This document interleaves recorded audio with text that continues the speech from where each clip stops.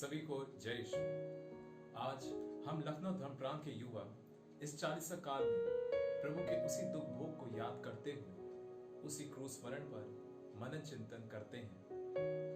प्रभु ने इतना महान बलिदान देकर हमें पापों से मुक्त किया ताकि हम फिर कभी पाप में ना पड़े, परंतु उस पर विश्वास करें और अनंत जीवन प्राप्त करें। ईश्वर ने अपने पुत्र को संसार में इसीलिए नहीं भेजा कि वे संसार को दोषी ठहराए, लेकिन इसीलिए भेजा ताकि उसके द्वारा मुक्ति प्राप्त करें। जैसा कि वचन ने पहले पतरस में लिखा है, क्योंकि मसीह ने भी हमारे पापों के लिए दुख उठाया, अर्थात वे जो निर्दोष था, हम पापियों के लिए मर गए कि हमें परमेश्वर को समीप ले जाए।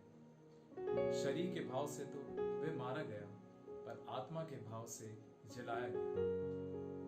पर आज भी हम प्रभु को बार बार उसी क्रूस पर चढ़ाते हैं और वही दुख और पीड़ा देते हैं। जब हम प्रभु को छोड़ देते हैं, उसकी आज्ञाओं का पालन नहीं करते हैं, पाप के भागीदार बन जाते हैं, संसारिक वस्तुओं और जीवन में इस कदर डूब जाते हैं कि हम एक दूसरे के दुश्मन बन जाते हैं, तब हम प्रभु को दुख देते हैं। हमारा हर एक पाप उसके कांटों के मुकुट में एक कांटा चुभाता है। हमारा हर पाप उसकी बगल में भाला डालता है। हमारा हर पाप उसके हाथों और पैरों में कीड़े ठोकता है। इस पर भी प्रभु ने हम सबके लिए प्रार्थना की कि हे प्रभु, इन्हें क्षमा कर, क्योंकि ये नहीं जानते कि ये क्या कर रहे हैं। इसीलिए हमें हर एक नए दिन के लिए जो प्रभु देता है और उस हर एक सांस के लिए, हर एक आशीष के लिए प्रभु को धन्यवाद देना चाहिए और हर पल ये याद रखना चाहिए कि प्रभु ने हमारे लिए कितना महान त्याग किया है। इसीलिए मेरे प्यारे विश्वासियों, प्रभु के दिए हुए मार्ग पर चलें और उसको धन्यवाद दें।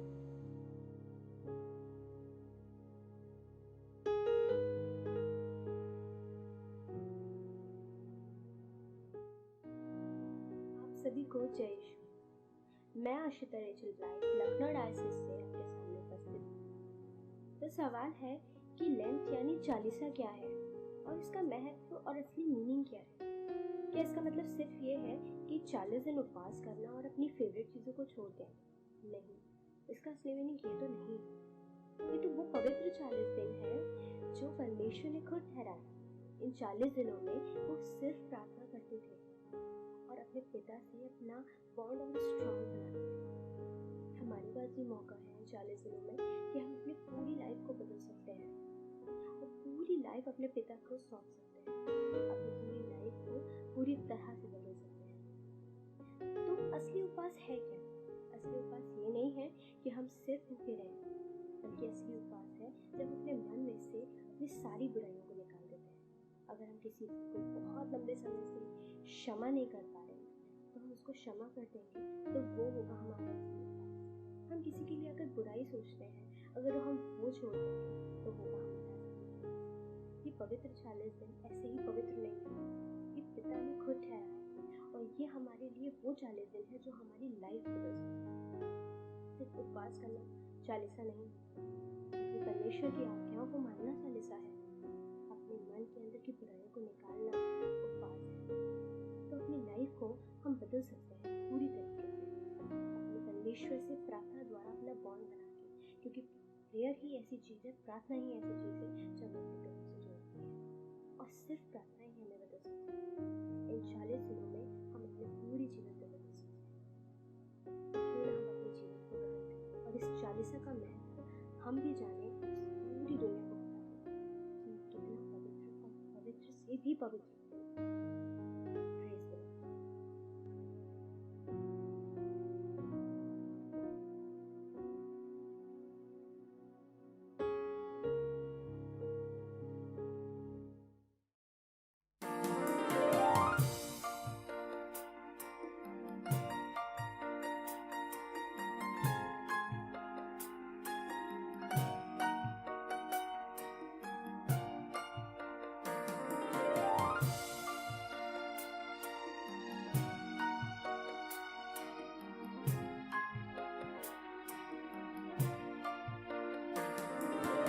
झलसा रहा है गगन में, आज कैसा अंधेरा।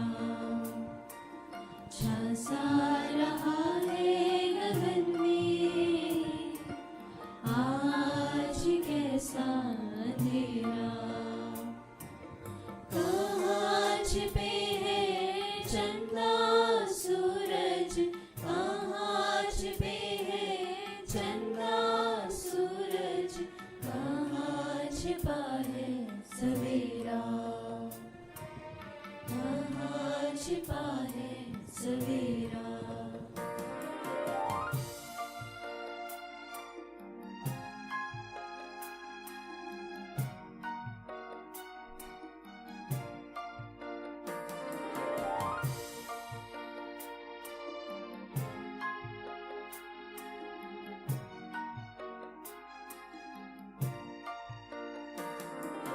सहमी हुई है ये दिशाएं, सहमी हुई है ये दिशाएं। मेघ रह रहे कांपता, घोर सागर उमड़ता जब, घोर सागर उमड़ता जब। धैर्य अनगद आफता, कैसा ये दिन है घनेरा, कैसा ये दिन है घनेरा। झलसा रहा है गगन में, आज कैसा अंधेरा। झलसा रहा है गगन में, आज कैसा अंधेरा।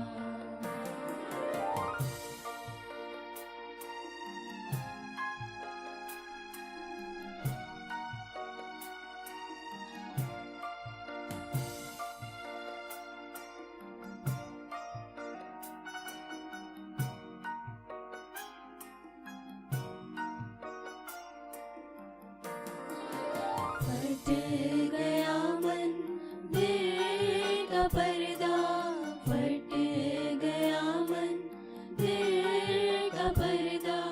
ढह गए ऊंचे भवन, रक्त से किसके ये लोहित, रक्त से किसके ये लोहित। हो चला सारा गगन, किसने तजा है बसेरा,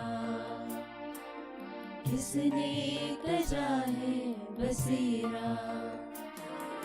झलसा रहा है गगन में, आज कैसा अंधेरा।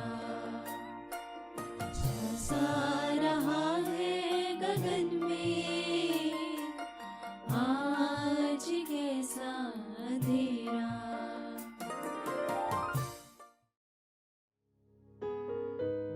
आप सभी को जय यीशु। मेरा नाम यूसुफ जॉन है और मैं लखनऊ धर्म प्रांत से आपके सामने उपस्थित हूँ 4 ऐसे बिंदुओं को लेकर जो आपकी इस चालीसा काल में बेहतर रूप से भाग लेने में सहायता करेगी। जिसमें से पहला बिंदु है प्रार्थना। एक क्रिस्ती होने के कारण हमारे जीवन का एक स्थायी हिस्सा है दैनिक प्रार्थना, और हम बिना किसी मुसीबत के दैनिक प्रार्थना करने से नहीं चूकते। परंतु चालीसा काल हमसे ज्यादा की अपेक्षा रखता है और हमारा ध्यान ईश्वर के साथ हमारे व्यक्तिगत रिश्ते की ओर केंद्रित करता है। इसलिए हमें दैनिक रूप से ज्यादा समय प्रार्थना में चालीसा काल के दौरान बिताना चाहिए। दूसरा बिंदु है परहेज।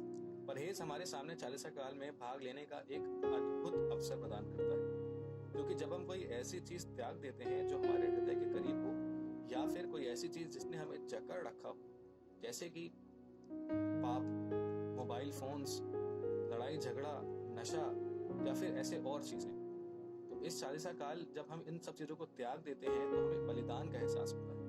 और यह छोटा सा बलिदान हमें यह भी दर्शाता है कि ईश्वर का बलिदान कितना महान था।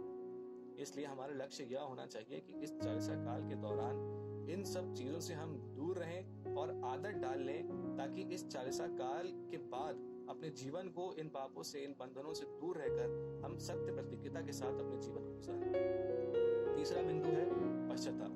लगभग 2000 वर्ष पूर्व ईश्वर के पुत्र ने महान पीड़ा सही और चालीसा काल हमें दोबारा उसी दुखदायी घड़ी की याद दिलाता है। साथ ही हमें यह बताता है कि उस दुख का कारण हम और हमारे पाप ही थे। अतः हमारे लिए इस 40 दिन की अवधि में अंतःकरण की जांच करना और पाप स्वीकार करना अति आवश्यक हो जाता है, जिससे हम उन विशेष पापों से, जिनमें हम बार बार गिर पड़ते हैं, पूरी तरह शुद्ध होकर ईश्वर के और करीब आ सके, जो इस चालीसा काल का लक्ष्य है। अंतिम बिंदु है दान।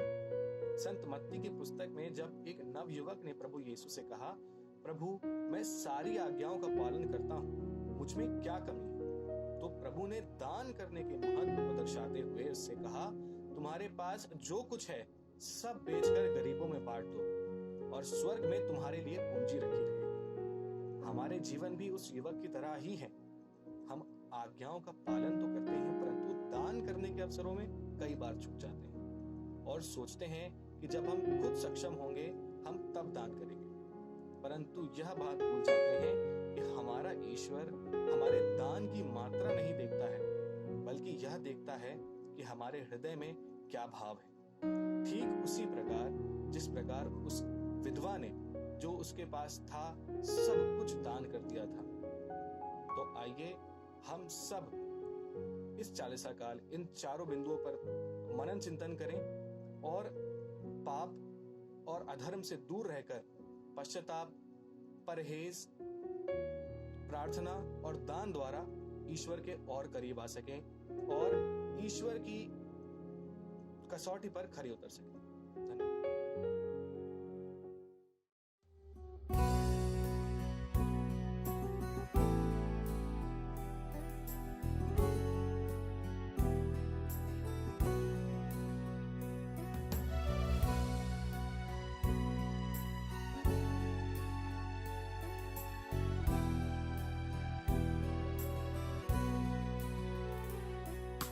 कांटों का ताज सिर पर, सूली ढोकर तू चला, पीड़ाएं तूने सही, पर मैं ना कुछ कर सकी। कांटों का ताज सिर पर, सूली ढोकर तू चला, पीड़ाएं तूने सही, पर मैं ना कुछ कर सकी। जाना है दूर तुझे, तलवारी चढ़ना तुझे, थकते कदम है तेरे, फिर भी है चलना तुझे। जाना है दूर तुझे, तलवारी चढ़ना तुझे, थकते कदम है तेरे, फिर भी है चलना तुझे।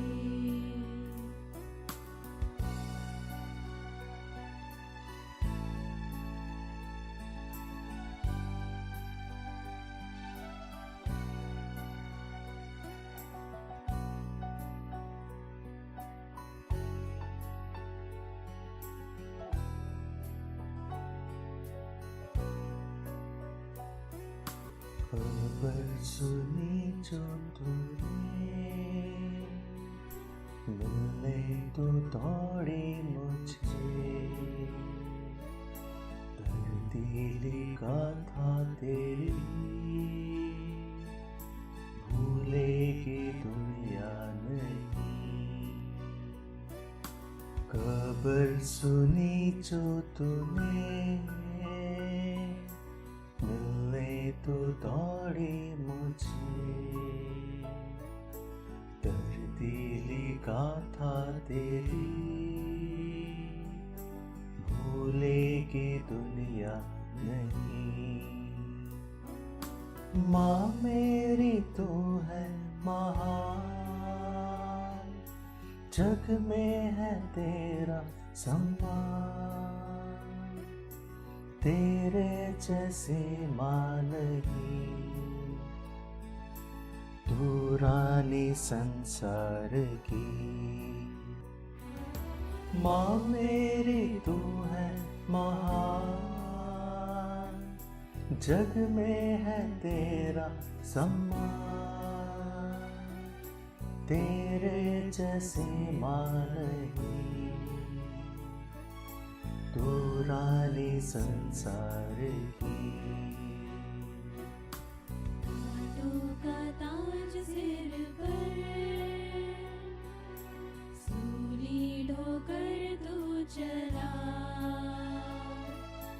पीड़ाएं तूने सही, पर मैं ना कुछ कर सकी।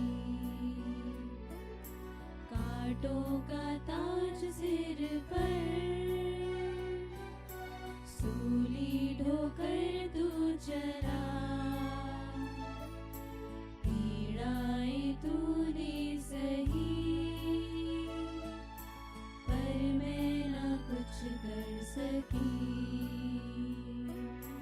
पर मैं ना कुछ कर सकी, पर मैं ना कुछ कर सकी।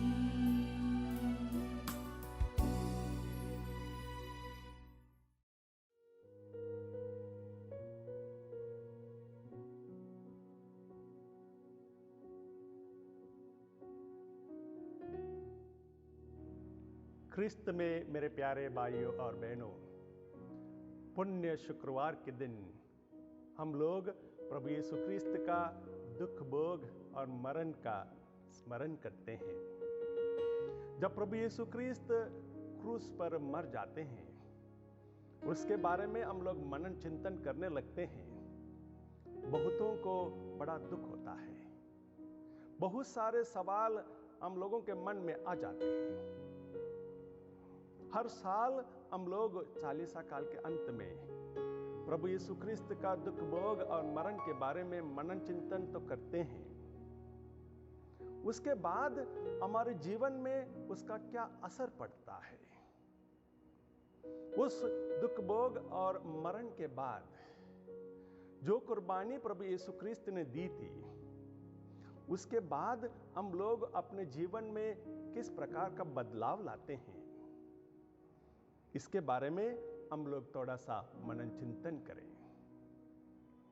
प्रभु यीशु ख्रिस्त संत मत्ती का सुसमाचार अध्याय 16 पद संख्या 25 में कहते हैं, जो अपना जीवन सुरक्षित रखना चाहता है वो उसे खो देगा, और जो मेरे कारण अपना जीवन खो देता है वो उसे सुरक्षित रखेगा।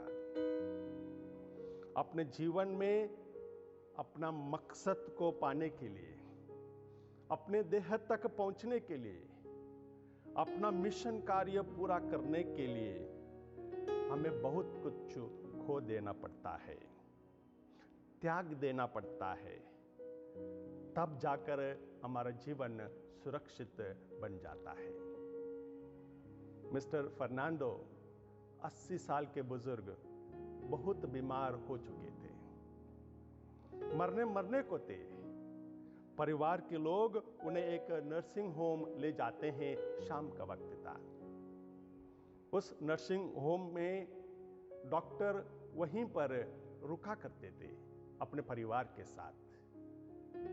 शाम होने के नाते डॉक्टर मिस्टर फर्नांडो को देखने के लिए उनके कमरे जाते हैं।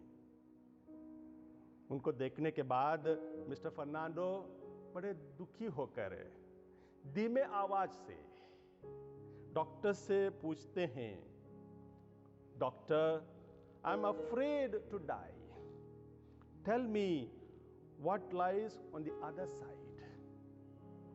डॉक्टर, मैं मृत्यु से डरता हूं। क्या होगा मेरा मुझे मरने के बाद? डॉक्टर कहते हैं और धीमे आवाज से, आई डू नॉट नो, मुझे नहीं पता कि मरने के बाद आपका क्या होगा। तब मिस्टर फर्नांडो डॉक्टर से कहते हैं, आप एक ईसाई हैं, ईसाई होने के नाते आपको इतना भी नहीं पता कि हम मरने के बाद हमारा क्या होगा? डॉक्टर थोड़ा सा नर्वस हो जाते हैं, उस कमरे में नहीं रुकना चाहते हैं। वो धीरे से दरवाजे के पास तक पहुंच जाते हैं और एक दरवाजा आज से धीरे से खोलते हैं। जैसे ही डॉक्टर दरवाजे को खोलते हैं, उनका पालतू कुत्ता टॉमी दरवाजे के उस पार खड़ा था और डॉक्टर को देखते ही खुशी के मारे आके डॉक्टर के ऊपर कूद पड़ता है। उसे बड़े आनंद होता है। उसे यह नहीं पता था कि उस कमरे में हो क्या रहा है, कौन बीमार है, क्या हो रहा है। परंतु कुत्ते को यह पता था कि कमरे के अंदर उसका मालिक डॉक्टर है। इस अवसर को देखते हुए डॉक्टर मिस्टर फर्नांडो से कहते हैं, आपने इस कुत्ते को देखा? इस कुत्ते को यह नहीं पता था कि कमरे में कौन है, कौन नहीं है, क्या हो रहा है, कितना कौन बीमार है, इसके बारे में उसकी कोई जानकारी नहीं है। परंतु कुत्ते ने अपने मालिक को देखा और सीधे वो कमरे के अंदर आकर खुशी के मारे मेरे ऊपर कूद पड़ा। हमारा जीवन भी कुछ इसी प्रकार का है। हम लोग एक दिन इस संसार से चल बसेंगे। हमें खुशी इस प्रकार की होनी चाहिए, क्योंकि मृत्यु के बाद हमारे स्वर्गीय पिता हमारे लिए वहां पर स्वागत करने के लिए खड़े रहते हैं। हमें इस बात की चिंता नहीं करनी चाहिए कि मृत्यु के बाद हमारा क्या होगा, किस प्रकार का जीवन हम जिएंगे, कौन मिलेगा, कौन नहीं मिलेगा।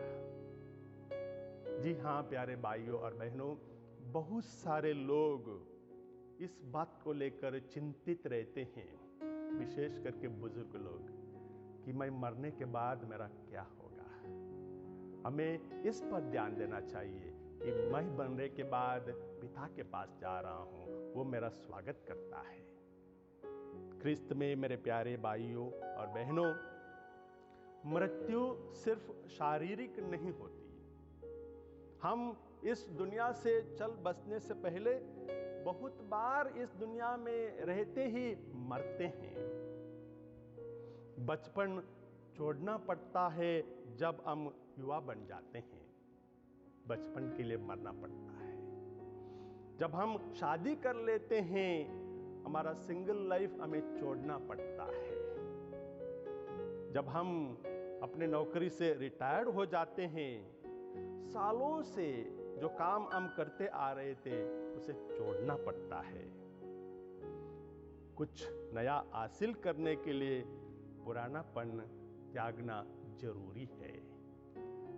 प्यारे भाइयों और बहनों, बहुत लोग पुरानापन त्यागना नहीं चाहते हैं, डर लगता है।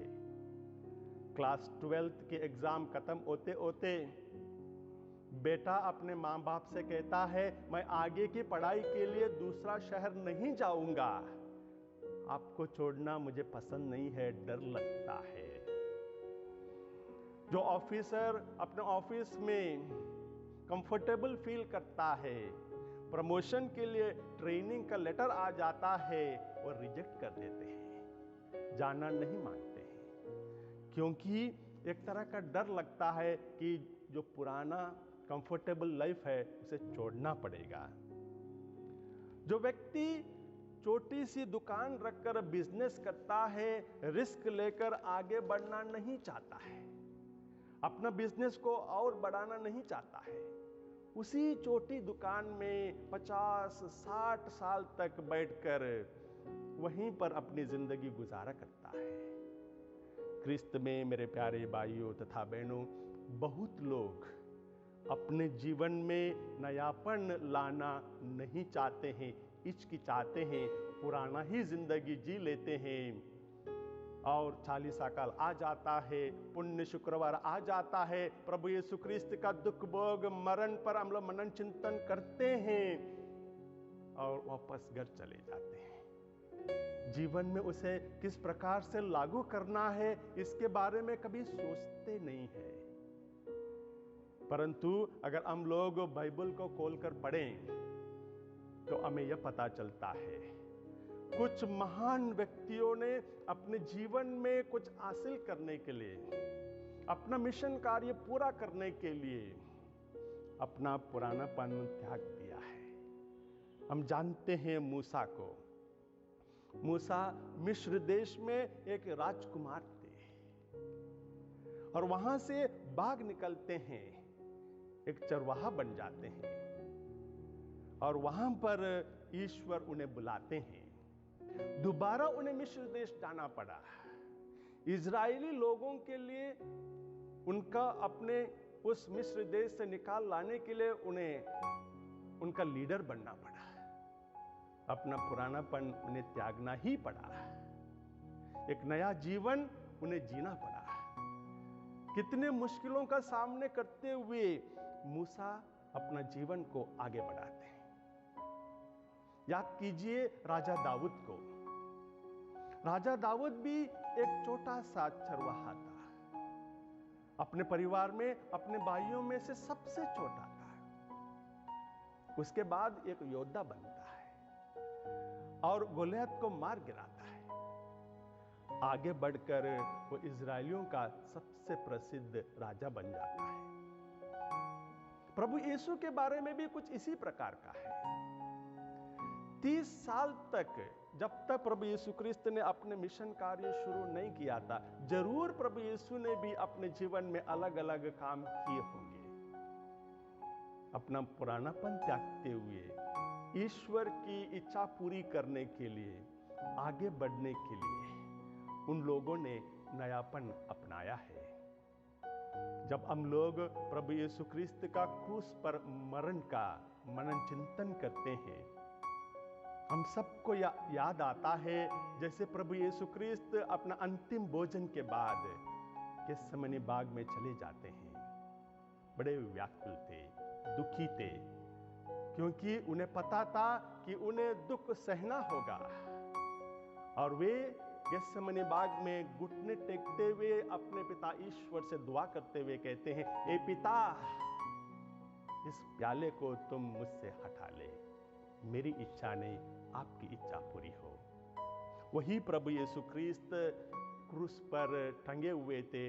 3 घंटों तक वहां पर टंगे थे और वहां पर भी व्याकुल होते हुए पिता ईश्वर को चिल्लाते हुए कहते हैं, हे पिता, तूने मुझे क्यों त्याग दिया है। प्यारे भाइयों तथा बहनों, वही प्रभु यीशु क्रिस्त हम लोगों को नया जीवन प्रदान करते हैं। ऐसे ही वे क्रूस पर नहीं मरे थे। एक मकसद के साथ, एक देह के साथ उन्होंने क्रूस को अपनाया था। वही प्रभु हम लोगों से संत यूहन्ना का सुसमाचार अध्याय 11 पद संख्या 25 में कहते हैं, पुनरुत्थान और जीवन मैं हूं। जो मुझ में विश्वास करता है वो मरने पर भी जीवित रहेगा।